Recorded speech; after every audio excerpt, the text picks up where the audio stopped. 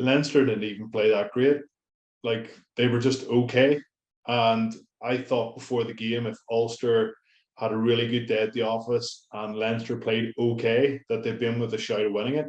But they were not even close. Like they didn't really fire a shot.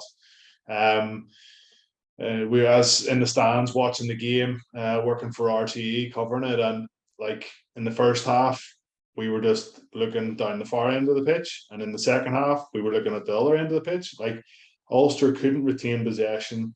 They kicked very poorly. Their speed of ball was poor. When they did have it, they knocked it on.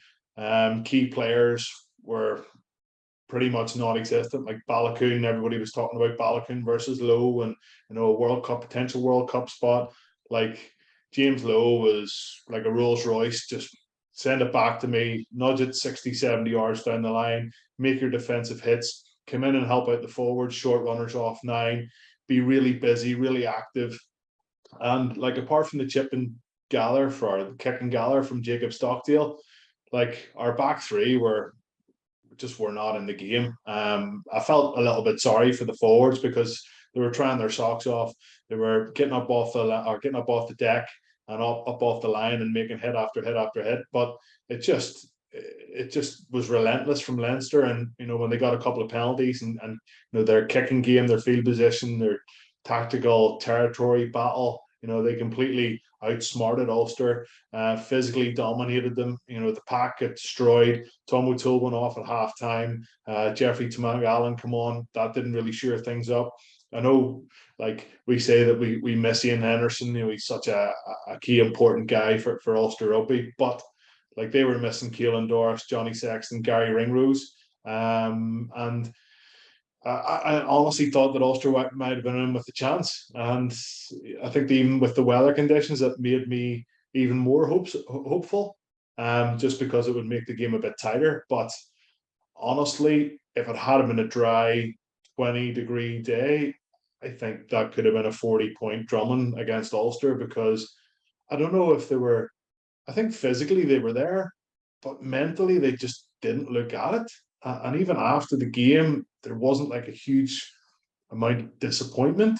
They were hugging the Leinster players and good to see you again, pal. I know it's been a couple of weeks since we last caught up in camp and won a Grand Slam together. And like, yes, you always show your opposition respect, but it just felt like there was just too much given. And Leinster, they absolutely took them to the cleaners in a lot of aspects of the game. And the question now is asked is Dan McFarlane's side better now than they were 3 years ago, even 4 years ago?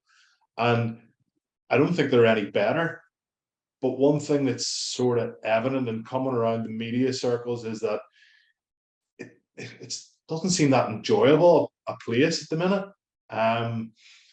I'm not sure if that's a control thing with the coaching group, or with number of players leaving at the end of this. You just seen Jordy Murphy, he's hanging the boots up. Ian Madigan looks like he's going. Craig Gilroy, I don't know if he's moving on or leaving. They're re-signing players, but like these players are arguably second or third string choice players. So it just seems, from their performance at the weekend and their attitude and as I said, their sort of post-match reaction, it just doesn't feel like everything's hunky-dory at Ulster Rugby.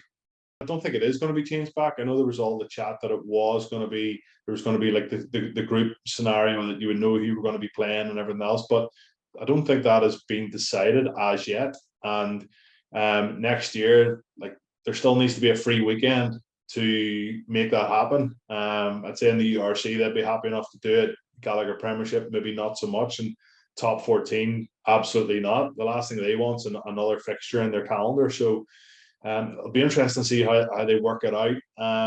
And there will probably be a little bit of change, but I don't think it's going to be right back to where it was from previous seasons. And Leinster, like we were told on air not to mention the fixture on the Friday, like, and we were like, why?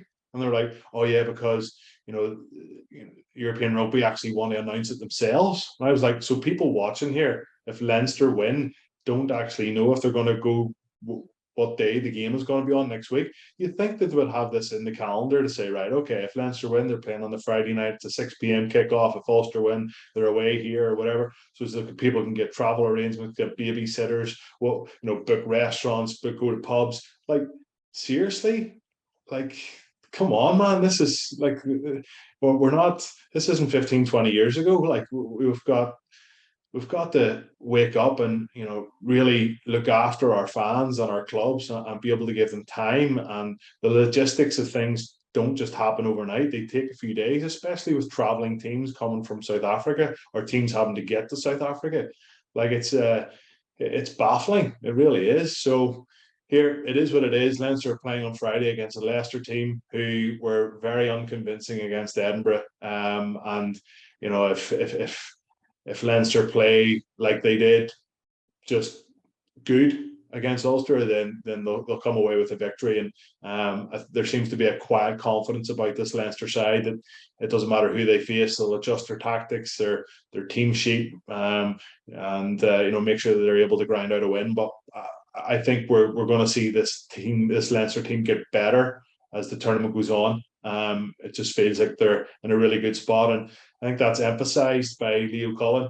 Everything that he comes out with is positive. He never gets ahead of himself. He wasn't happy with some aspects of the game at the weekend. He knew he was going to be up with against a tough Ulster side, and he draws a line under that win and he moves on to the next game. And I think that's filtering down into a lot of the Leinster players, and it's good to see an Irish province at the top of their game, because everybody else, Connacht, Munster, certainly Munster and Ulster, seem to be dropping away even further from that Leinster juggernaut that we're all trying to play a bit of catch up on.